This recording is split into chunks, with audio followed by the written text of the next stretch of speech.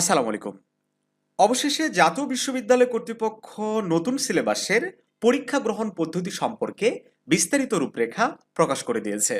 আজ ৯ নভেম্বর এ সংক্রান্ত একটা বিজ্ঞপ্তি বিশ্ববিদ্যালয়ের অফিসিয়াল ওয়েবসাইটে প্রকাশ করা হয়েছে।